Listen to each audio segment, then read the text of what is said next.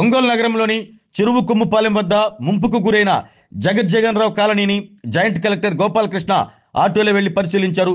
అప్పటికే ఆ ముంపు ప్రాంతాన్ని మున్సిపల్ రెవెన్యూ యంత్రాంగాలు పరిశీలించి అక్కడే ఉన్నాయి.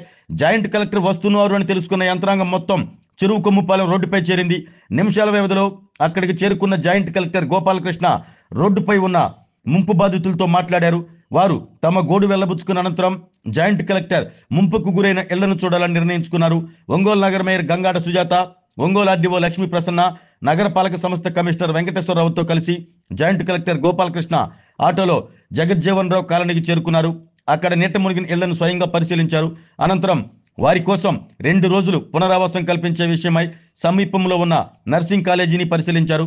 అక్కడ ఎన్ని గదులు ఉన్నాయి, నిర్వాసితులకు అనుగుణంగా ఉంటాయా లేదా అని పరిశీలించారు.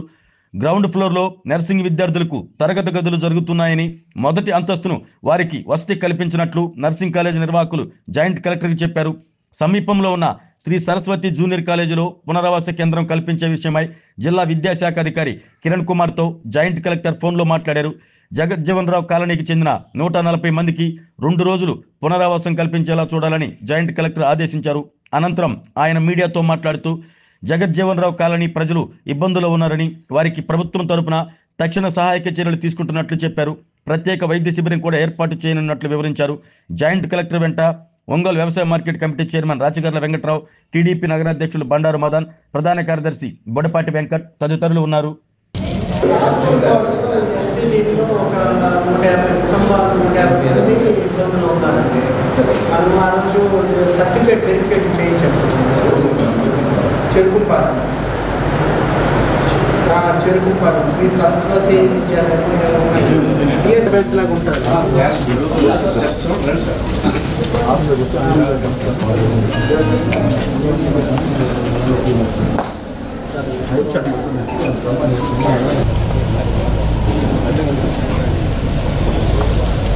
ఒంగోలు మున్సిపల్ కార్పొరేషన్ పరిధిలో 18వ వార్డులో మనకి చెరువు కొమ్ముపాలెం జగజ్జీవన్ రావు కాలనీకి సంబంధించి దాదాపు 100 హౌసెస్ వరకు ఈ ప్రజలు దీంట్లోకి వాటరు ఇళ్లలోకి చేరడం జరిగింది. తక్షణమే మా ఆర్డీఓ గారు, కమిషనర్ గారు, తహసీల్దార్ గారు, తర్వాత మేయర్ గారు అందరూ విజిట్ చేసి వాళ్ళకి మార్నింగ్ భోజనం పెట్టడం జరిగింది, టిఫిన్. ఇప్పుడు భోజనం కూడా నేను కూడా వెళ్ళి విజిట్ చేసి భోజన ఏర్పాట్లు కూడా చేస్తున్నాము.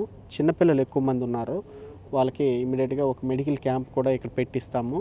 తర్వాత వాళ్ళ సురక్షిత ప్రాంతాలకి ఇమీడియట్గా వెళ్ళాలి. దానికి సంబంధించి ఇప్పుడు ఇక్కడ దగ్గరలో ఒక నర్సింగ్ కాలేజు, అట్లాగే మనకి ఒక సరస్వతి విద్యాలయం ఇంటర్మీడియట్ కూడా ఉంది, ప్రైవేట్ది. గవర్నమెంట్ ఇన్స్టిట్యూషన్స్ దగ్గరలో లేవు.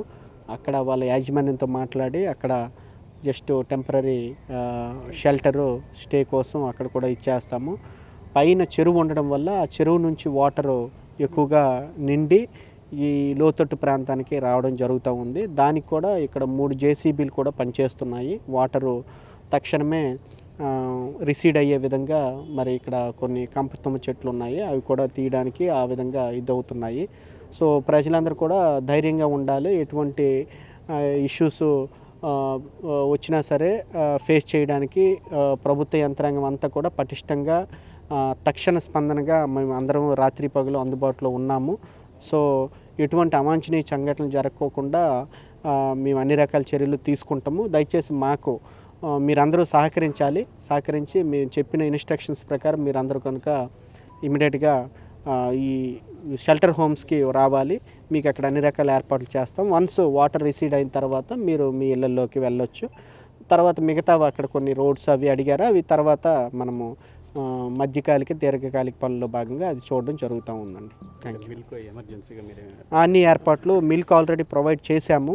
తర్వాత ఫుడ్ కూడా మార్నింగ్ టిఫిన్ కూడా ఇచ్చాము. ఇప్పుడు భోజనాలు కూడా రెడీ అవుతున్నాయి. మరొక 1 అవర్లో భోజనాలు ఇస్తాము. అట్లాగే వాళ్ళకి ఏవో వస్త్రాలు, బట్టలు అడిగారు, అవి కూడా మనము ఇప్పుడు ప్రొవైడ్ చేస్తాము. కొన్ని బట్టలు తడిచిపోయాయని చెప్పారు. అట్లాగే మిగతా ఇతరత్ర ఇది కావాలంటే మనకి వాటర్ కూడా ఇవ్వడానికి ఇదే చేసాము. ఇక్కడ 2 FP షాపులు ఉన్నాయి. ఆ FP షాపులు కూడా స్టాకు మనం ఫుల్ ఫ్లెజ్డ్గా పెట్టాము. సో FP షాప్ ద్వారా డ్రై రేషన్ కూడా మనము ఇచ్చేదానికి ప్రభుత్వ నిబంధనల ప్రకారం మనము చర్యలు తీసుకోవడం జరుగుతుంది.